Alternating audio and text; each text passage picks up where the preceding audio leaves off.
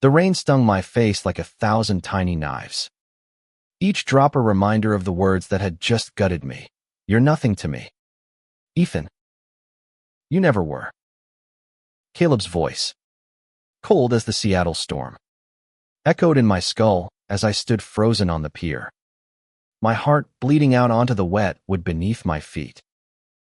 I was 23, and the man I'd given my soul to for 2 years had just walked away, his silhouette vanishing into the fog like a ghost I'd never catch.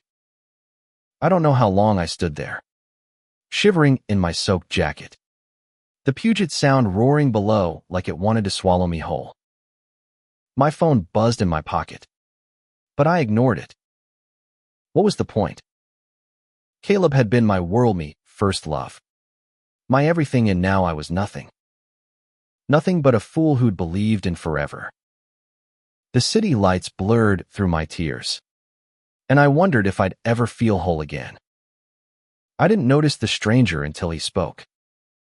Hey, you okay? His voice was soft but steady, cutting through the storm like a lifeline. I turned, startled, and saw him, a guy about my age, maybe a little older, with warm brown curls plastered to his forehead by the rain. His green eyes held a quiet concern, like he'd seen someone drown in their own pain before. He stood under a black umbrella, his denim jacket speckled with raindrops, and something about him felt safe. I'm fine, I lied, my voice cracking. I wiped my face, hoping he wouldn't see the tears mixing with the rain. But he did. Of course he did. You don't look fine, he said, stepping closer. Nobody stands on a pier in a storm like this unless they're trying to outrun something. He tilted his umbrella over me, shielding me from the worst of the rain. I'm Lucas, and I'm not leaving you out here alone. I wanted to tell him to go, to leave me to my misery. But the warmth in his voice stopped me. It wasn't pity, it was something deeper, like he knew what it felt like to be broken. Ethan, I mumbled, barely audible over the wind. And I don't know what I'm doing here. Lucas nodded, like that was enough. Come on. There's a diner a block away. Let's get you out of this rain before you catch pneumonia. I didn't have the strength to argue, so I followed him, my sneakers squelching with every step. The diner was a neon-lit haven, smelling of coffee and fried eggs. And Lucas slid into a booth across from me, his umbrella dripping onto the floor. He didn't push me to talk, which I appreciated. Instead, he ordered 2 coffees and a plate of fries to share, his easy smile disarming me in a way I wasn't ready for. So, Ethan, he said after a sip, you gonna tell me why you looked like you were about to jump into the Sound back there? I stared at the steam rising from my cup, my chest tight.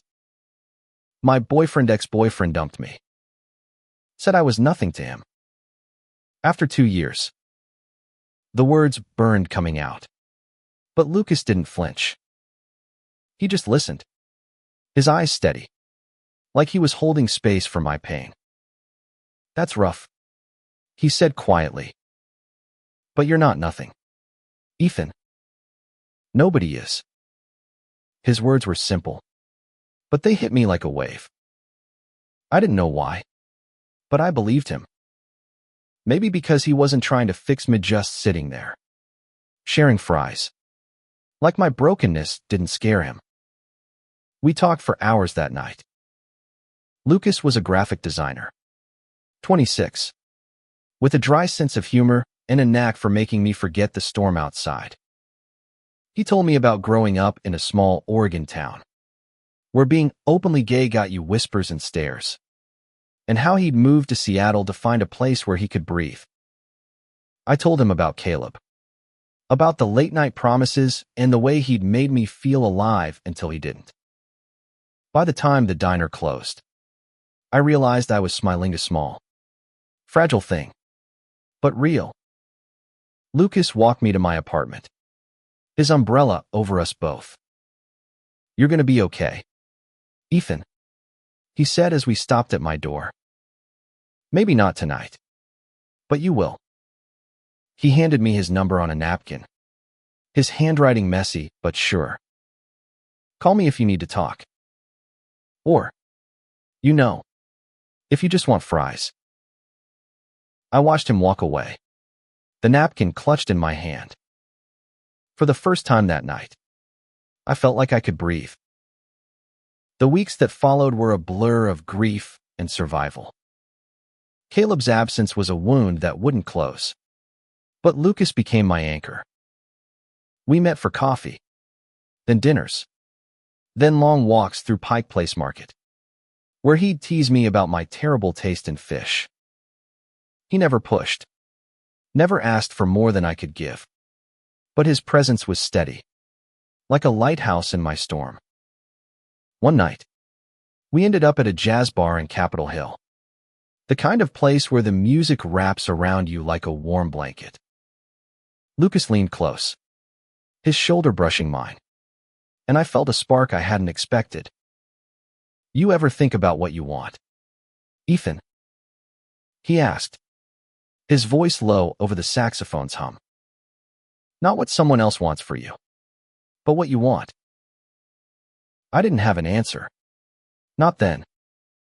But his question lingered, planting a seed I didn't know I needed. I'd spent so long chasing Caleb's approval that I'd forgotten who I was. Lucas. Thuff saw me. Not the broken pieces Caleb left behind, but the person I could be. By the time spring came, I was falling for him. Hard. It scared me. How much I wanted to hold his hand, to kiss him under the cherry blossoms in Volunteer Park.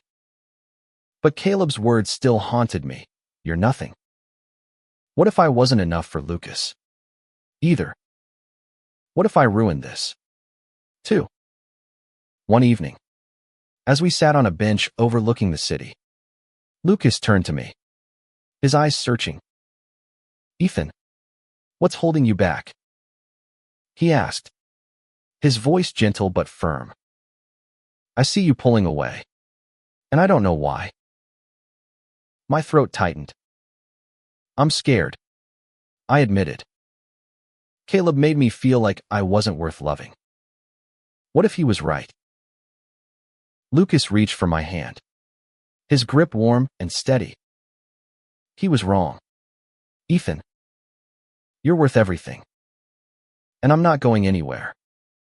His words broke something open in me, and before I knew it, I was kissing him, my heart racing with fear and hope and something I hadn't felt in months' love. That kiss changed everything. Lucas's lips were soft, hesitant at first, like he was giving me space to pull back. But I didn't. I leaned into him, the weight of Caleb's betrayal fading under the warmth of Lucas's touch. The city skyline glittered below us, and for the first time in months, I felt like I was waking up. But love, I learned, doesn't erase the past. It just gives you a reason to fight through it. Caleb's shadow lingered, creeping into my dreams and whispering doubts when Lucas wasn't around. I'd wake up at 3 a.m., my chest tight, replaying the moment he walked away. "You're nothing." Those words were a poison, and I didn't know how to purge them. Lucas noticed. Of course he did. We were at his apartment one night, sprawled on his couch with a half-eaten pizza between us, when he caught me staring into space. "Ethan," he said, setting down his slice. "Talk to me. You're here, but you're not here." I wanted to brush it off, to say I was fine, but the weight of his gaze stopped me. "It's Caleb," I admitted, my voice barely above a whisper. "I keep hearing him in my head. telling me I'm not enough. What if I let you down, too? Lucas's face softened, but there was a fire in his eyes. Ethan, listen to me. Caleb didn't see you not the real you. But I do. And I'm not him. He reached for my hand, his thumb tracing circles on my palm. You don't have to be perfect. You just have to be you. His words were a balm, but the doubts didn't vanish overnight. We kept building something real. Tough late-night talks, shared playlists, quiet moments where he'd rest his head on my shoulder and I'd feel like I could take on the world. Lucas was patient, but he wasn't a saint. He had his own scars, his own fears. He told me about his first love, a guy who'd left him for someone less complicated, and how he'd spent years rebuilding his trust. I'm not perfect either, Ethan, he said one night, his voice raw. But I want this. I want us. I wanted it, too. So badly it hurt. But life, as it often does, had other plans. It was a crisp autumn day when Caleb came back.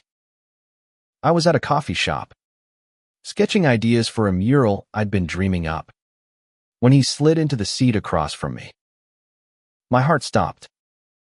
He looked the same sharp jawline, piercing blue eyes, the kind of charm that could make you forget your own name. But now, all I saw was the man who'd broken me. Ethan, he said, his voice smooth, like he hadn't shattered my world. I made a mistake. I miss you. I froze, my pencil hovering over the page. A year ago, I would have crumbled at those words. Now, they just made me angry. You don't get to do this, I said, my voice shaking. You told me I was nothing.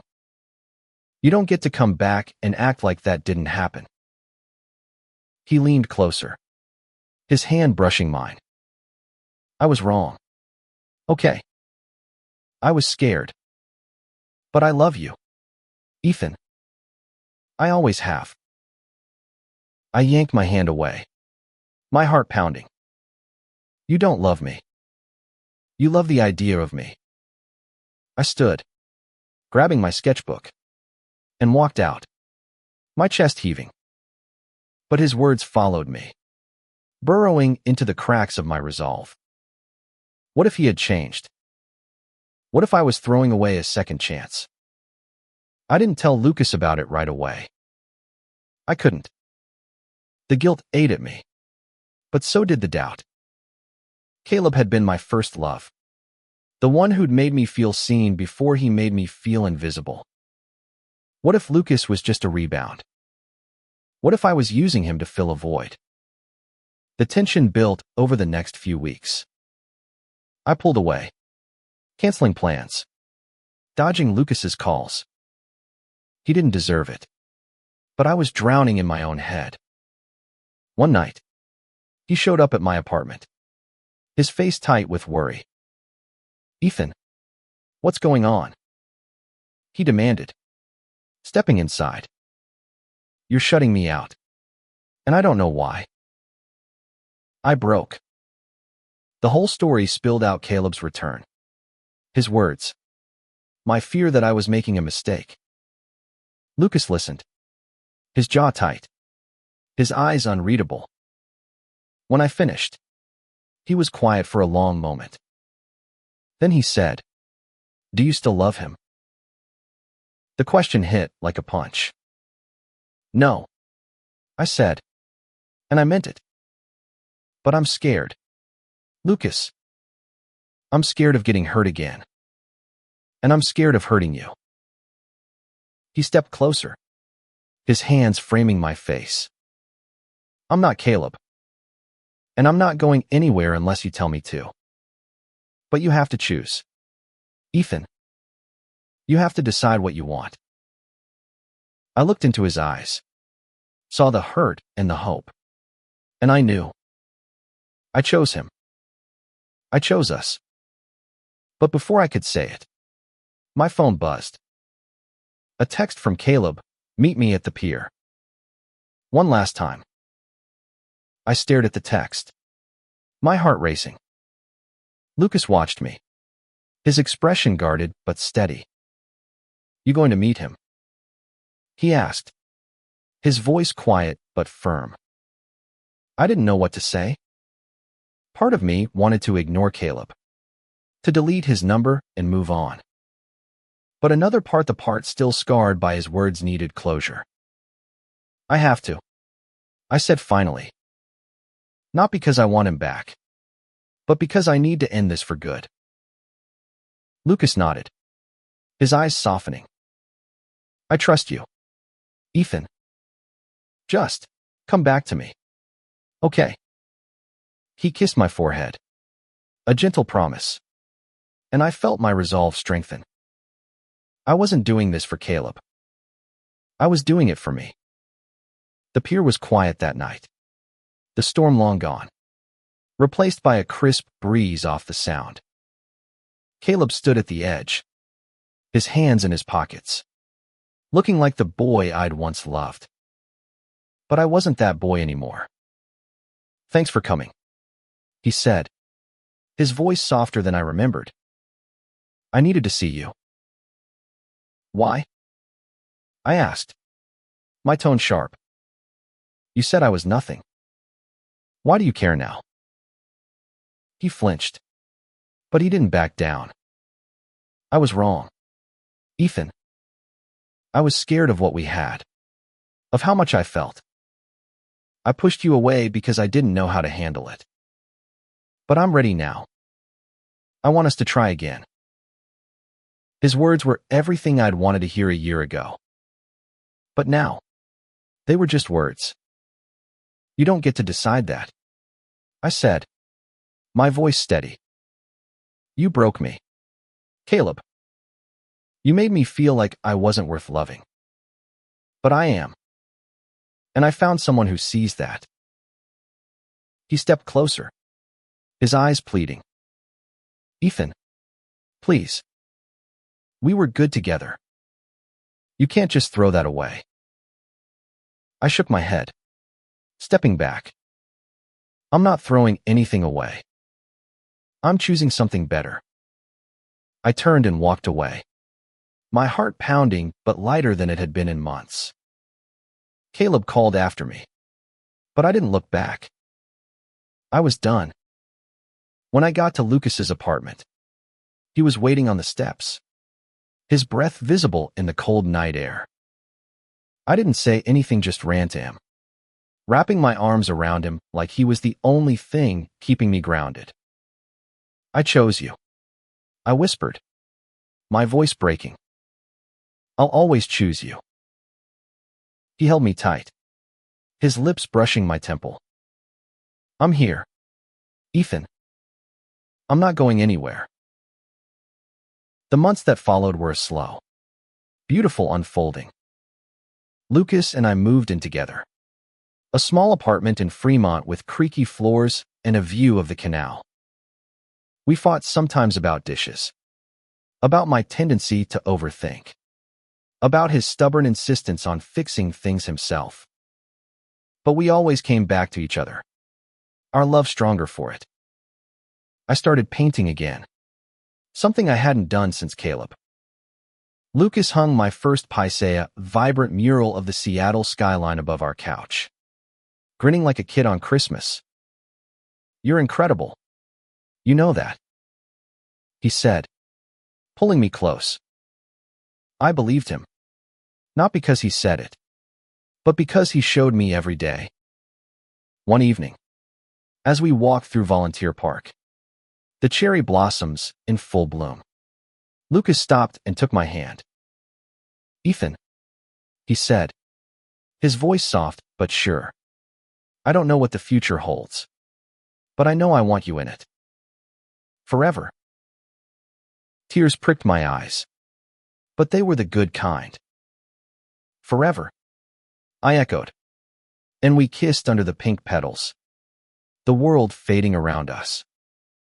Caleb's words were gone, replaced by the truth I'd found in Lucas's arms. I was enough. I was loved. And I was home. The journey hadn't been easy.